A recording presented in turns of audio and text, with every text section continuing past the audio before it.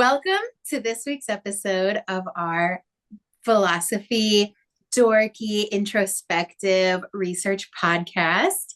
Um, Today, we're Mm. talking about the topic of love bombing and some of the origins of the term, how it plays out in personal relationships, groups, manipulative relationships, um, and also something that brought this up for me is how do I know I'm love bombing someone versus like just being nice and just doing something nice for them? Like, I think it's like every empath's struggle of like, am I manipulating someone on accident?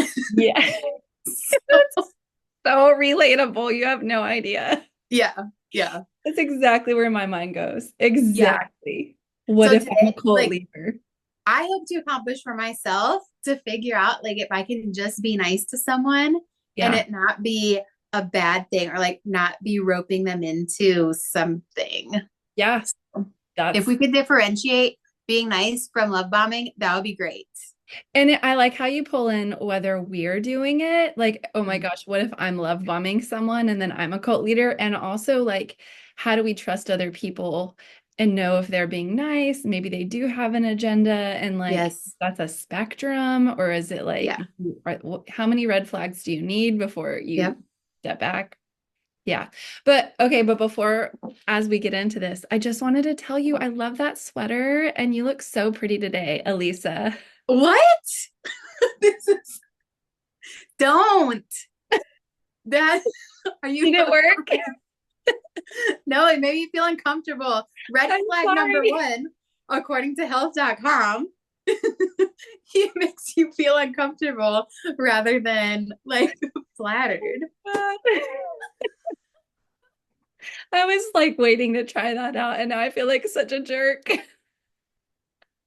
I was like, I smiled, but then I was like, wait. Okay, well, your object lesson worked.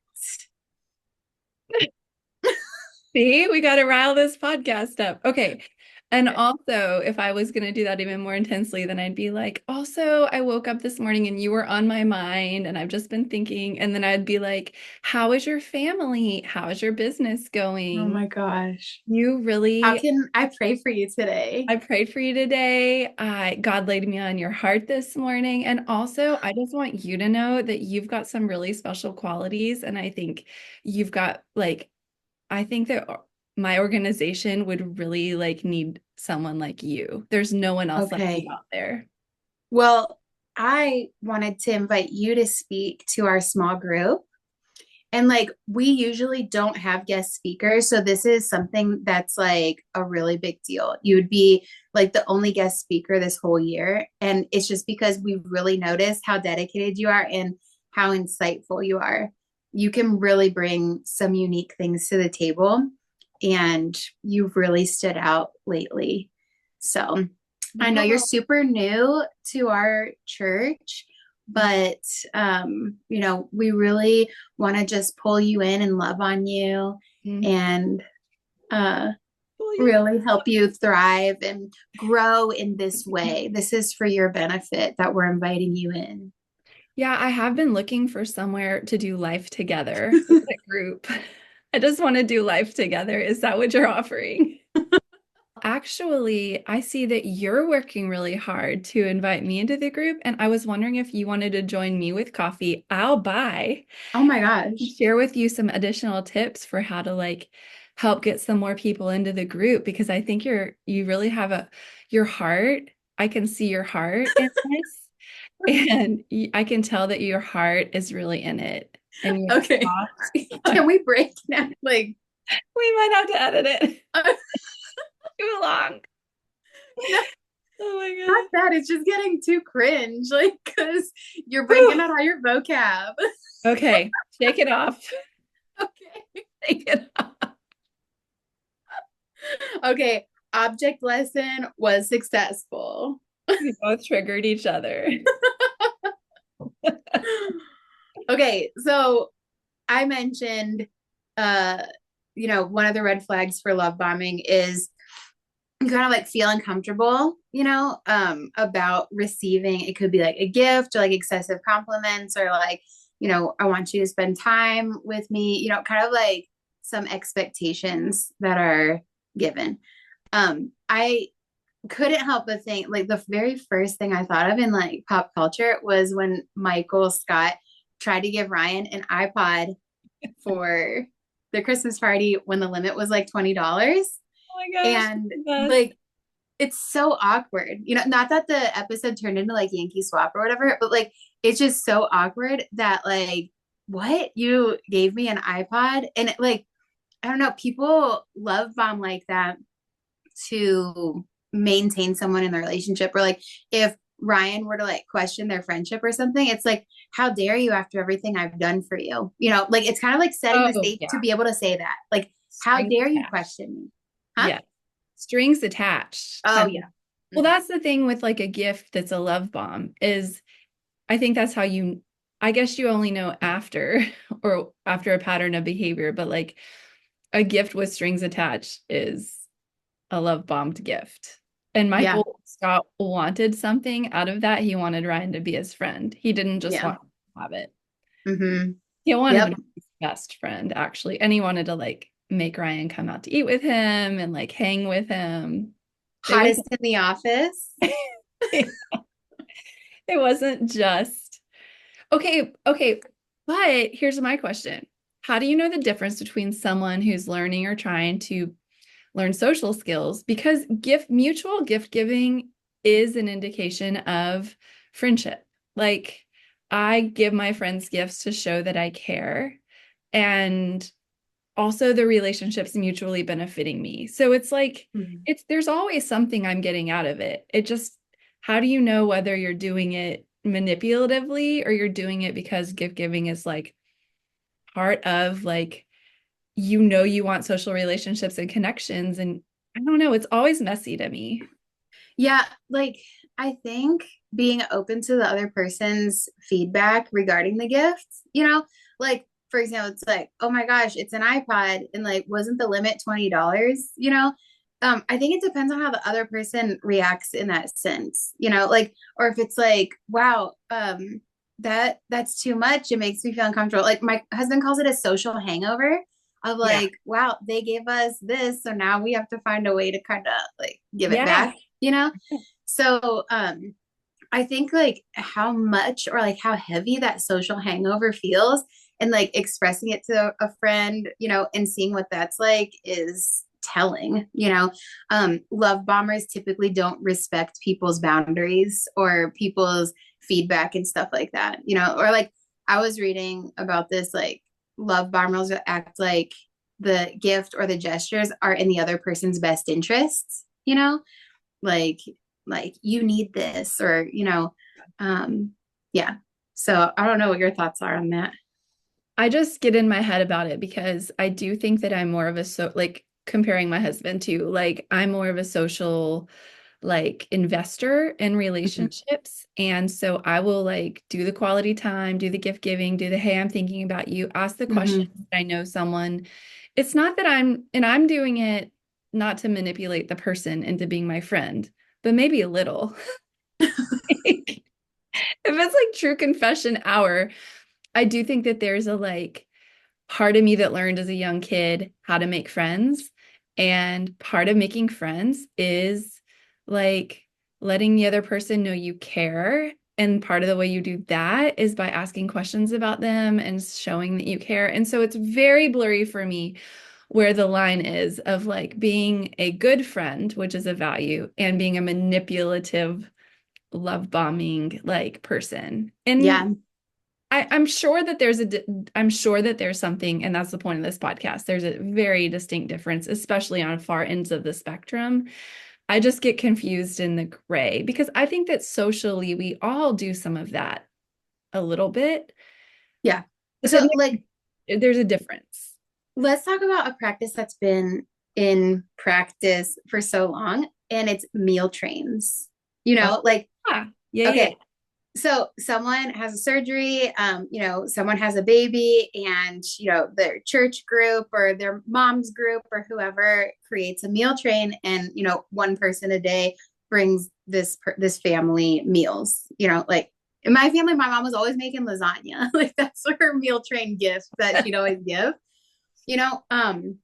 So to me, you know, you have to have that sense of like support and community, like especially if you've moved away from your family and stuff like that. Like it's really nice to have friends that step in for you and things like that. But like if the new mom is like, I appreciate these meals for these first couple of weeks, but like we're good now. I really can't entertain like more people coming to the house or, what have you.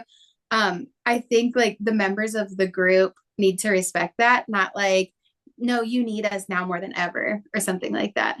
You Has that know, happened to you? Have you been that over meal trained? I would be like, please bring me meals for 18 years. well, you know how there's those moms that's like, only like, please do not knock on the door if you come, leave the food by the door and text me when it's there. Like, we are not taking visitors right now. Okay. Especially during COVID and stuff like that. Like, there's people that have those boundaries and stuff, but there's also people that'll like push on them and be like, well, everyone needs visitors, or I'll just I'll hold your baby so you can take a shower and stuff like that. Like, I don't know. Like, Yes. yeah. So I think with like meal trains, it opens the door, no pun intended, but for some like crossing of boundaries. Yes. Yes. True. Ooh, good word, crossing boundaries. Hmm. Yeah, that's when gift giving is a problem. You've like crossed a boundary with someone, they don't want the gift, or you're insisting on you know better than them, like Hmm. that you need this. And so that's a concern. Yeah. Like, but like, if I was like trying to get close to someone, which what comes to my mind is like, evangelical agendas, like Yeah. trying to get close to people and like kind of having people on your list, that you're trying to weasel your way into. Yeah. But like, I don't do that anymore. But having someone on my list of like, oh yeah, I got you this $500 crib. And, I bought your baby book and like the first Yeah. Bible for your baby and stuff like that. Like, that's kind of like stuff family does, and so if I spent like $700 on this neighbor, and then like, I'm just kind of like, oh well, they never reached out, like, oh, shows how ungrateful they are, like, I don't Yep. know. So I think you need to like, if you're giving people gifts and stuff, you have to really check yourself of like, how do I feel afterwards? Do I feel like they owe me? Because if you do, you might be love bombing the person, like if you feel like they owe you. Yeah. Hmm. Okay. This makes me remember, I don't know if it was Rachel Held Evans or Sarah Bessey, one of their books that was kind of like oh my gosh, they were like the forefront of deconstruction in my life. Hmm. I think it might have been Rachel Held Evans. But anyway, like she was lamenting meal trains because she was considering leaving her faith Oh, community. was that in Out of Sorts by Sarah Bessey? Yeah, Yeah, because they're I think it was Out of Sorts. profoundly impactful for me. So probably it was Out of Sorts. Yeah. Okay. So Sarah Bessey. And as she was processing, like wanting to leave, like she was very worried about who would bring her meals in the future. And I think it is an example of why within evangelicalism, like love bombing and meal trains and stuff like that works Hmm. really well because it creates a cohesive dependency on one community. And it's no joke. If you're going to leave, then you've got to rebuild all of that. And a lot of people don't know how, if it's the only community they've ever known. And it sucks to be having a baby and not have a community. Like that's a lifesaver. And so then you weigh the like pros and cons of wanting to leave versus why you would stay, which is why I think that conversation is so complicated. Hmm. Yeah. Yeah. And I think like that kind of dependency happens in churches because the community exists under this like same vein of like service to others, or giving and like certain values that are really service oriented and like community and stuff like that. Like, I'm part of a gym that's really big on community, but at the same time, like that group exists under the vein of physical fitness. It doesn't exist under the vein of service to others, or like, morals, or Yeah. whatever values have you. So, Yeah. forming a community that you can really rely on and stuff like within Yeah. my gym community, not likely. but like in a church, that nearly always unfolds. The problem is that community and what you're getting, my opinion, the problem Mhm, is mhm, tied to the meal train mhm, is a terms and conditions of some very toxic theology and some very toxic non-affirming anti-LGBTQ, pro-Trump, whatever. So mhm. that's what's so complicated is people are in so deep and they don't want to miss out on the community, but it's like got them times 1,000 because and their eternal fate. Like Yeah. problem with churches is like if we could just form secular groups where we Mhm, did meal trains for each other and like cut out all of the toxic part, it'd be better for society, in my opinion. mhm. No Yeah. one's checked with me yet. Dang, you just like lined up the whole political agenda here. Sorry.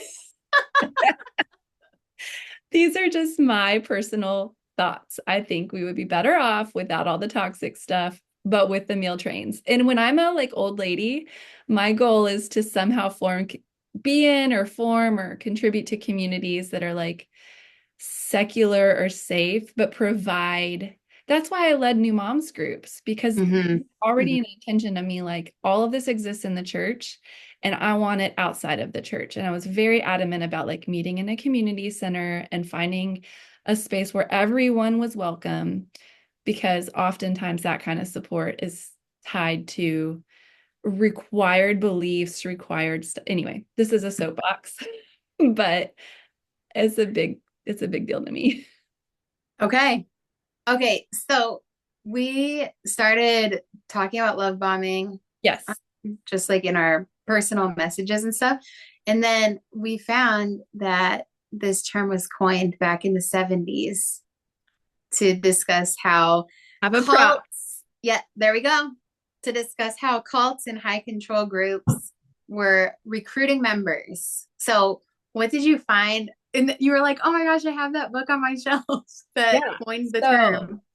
just so everyone knows how hardworking we are at this podcast, we were doing homework on this topic, and Elisa Googled love bombing and found out that the term originated from Margaret Singer's book. Also, she co-wrote it with Yanya Lalich called Cults in Our Midst. And it says that she coined the term love bombing.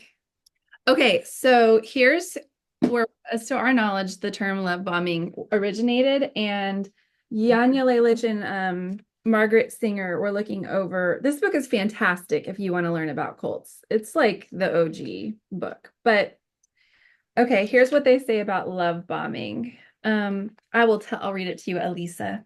Okay. Most cults have specific plans for drawing in a recruit.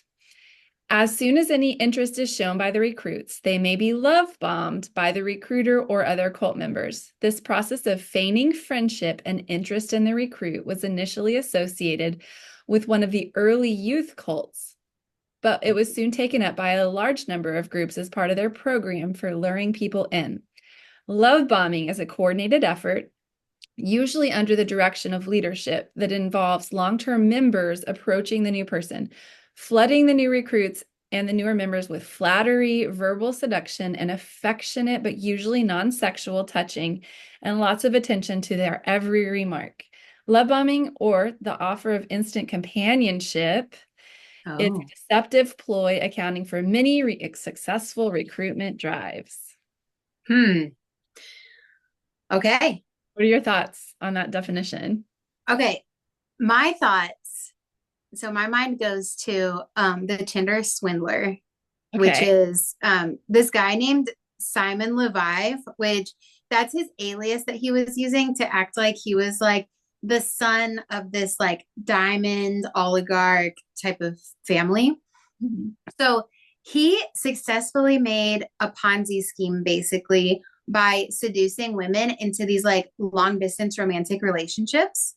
Mhm. So he would basically like, you know, well, one of the documented first dates that he took someone on from the documentary was he's like, oh, I have a business meeting in this other country. I'm going to fly you in my private jet there and like I can do the meeting and then we'll just like, be together. Like taking someone on an international private jet flight for a first date, like that is an excessive gesture, you Yes. know? Okay. So then they were out there and he is like, oh my gosh, I have this work emergency. I have to get on another flight. Like, I'll touch base with you when I'm back, like in your area or whatever. And so then all of these like gifts start pouring in, like he was just like, when you said instant companionship, I think, was that the wording? Yeah. Yeah. Exactly. Yeah, affectionate, lots of attention. Sorry, I can't find it. Yeah. Instant companionship. Yeah, it's Okay. like we're now best friends. We're now boyfriend, girlfriend, whatever. We're Yeah. now instantly. Yeah. So when you said instant companionship, it like that happens in these relationships and stuff like that. But like, anyways, long story short, he was demonstrating like extreme wealth to these people and stuff like that.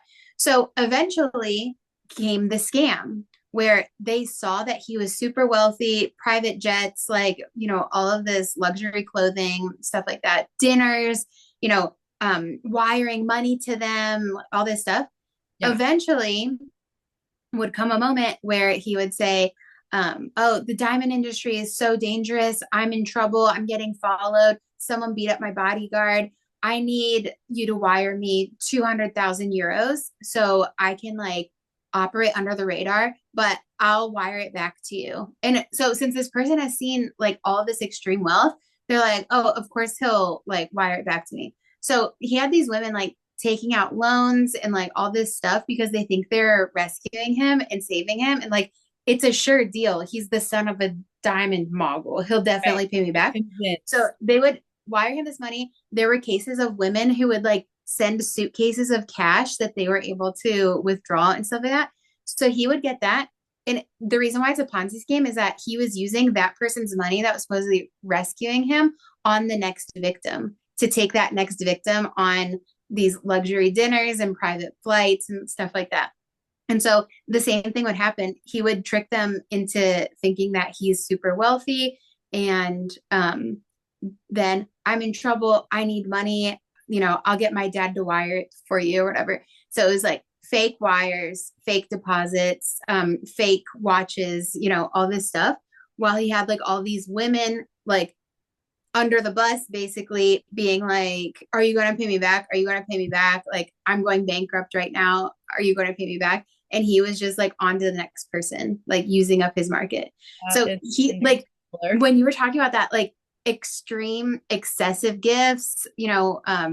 the instant companionship, like, oh, we're going to move in together, be looking for a luxury apartment in London for us to move into, like Yeah. within a matter of months, and the women who were victims didn't always feel uncomfortable with the gifts and stuff, but it was like the people around them that were like, are you for real? Like, is this in your best interest? Like, and with the cult stuff, like a lot of times you get family members that are expressing their concern and stuff like that.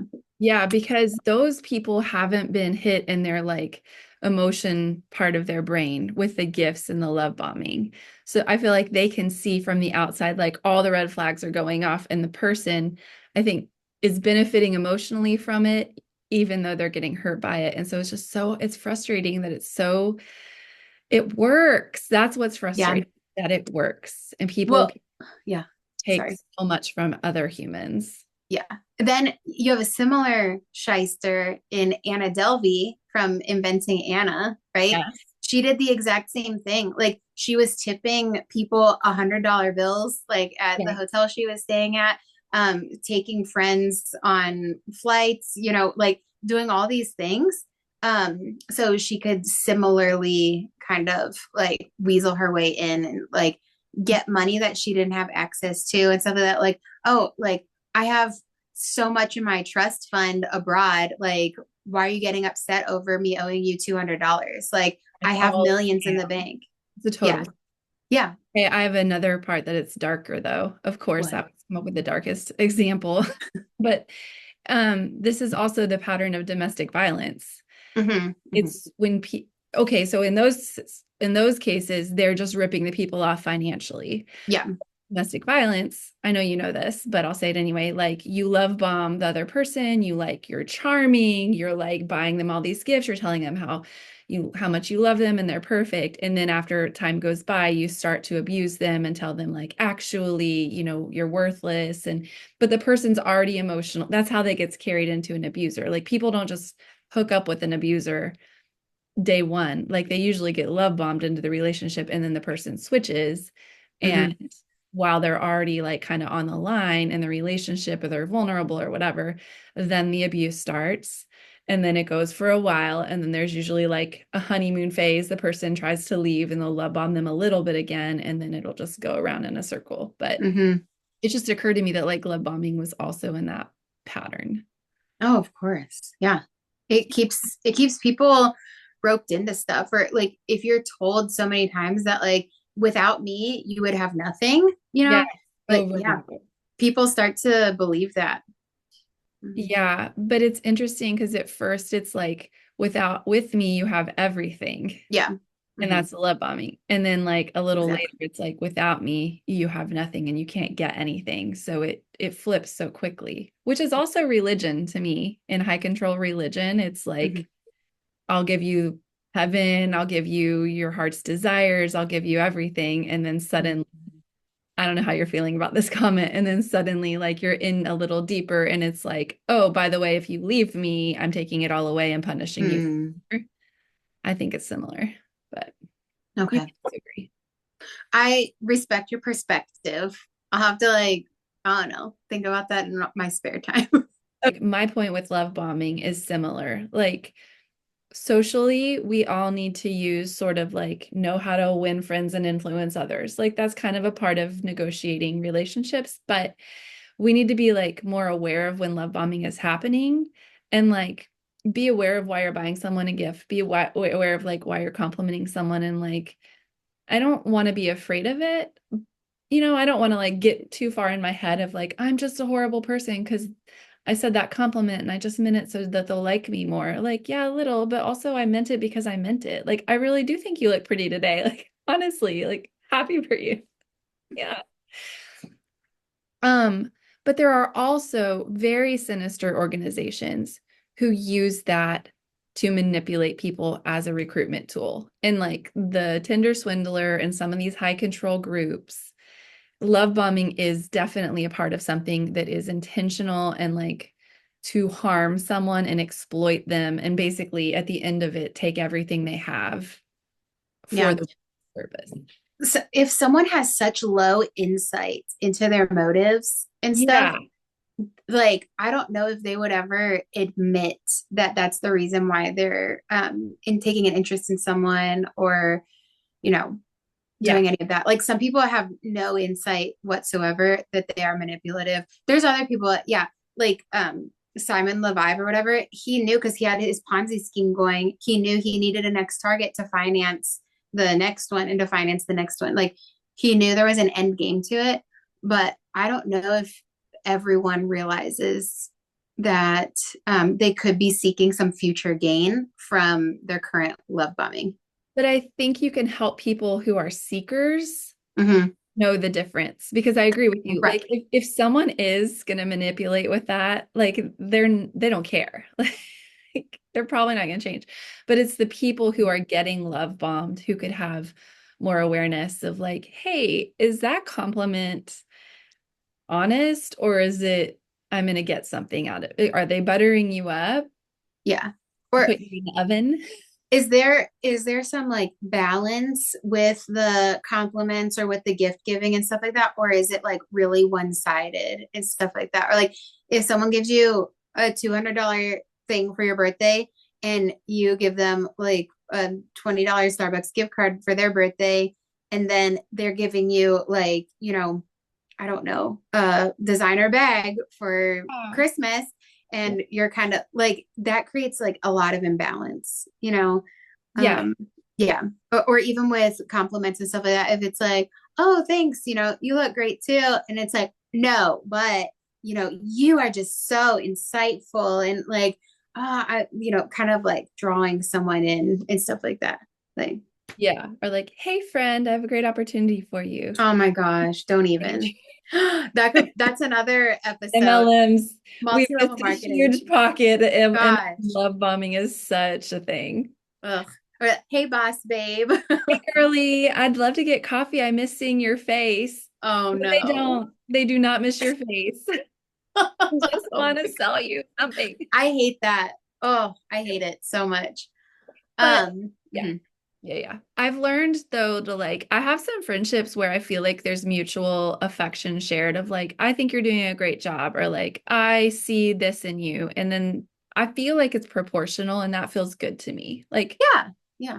If it's a we can be kind to each other and it not have a motive in friendships. sure, like mutual feedback, mutual setting up plans, like setting up stuff to get together and stuff. It being mutual. So Yeah. yeah. But I would It's say, 101. oh, is it? Yes. Oh, shoot. You have Okay. to go. I have to go. We can edit this later. Thank you for listening to this riveting conversation. This was fun. We might need a part two. Okay, yeah. All right, we'll talk later. Okay, see ya. Bye.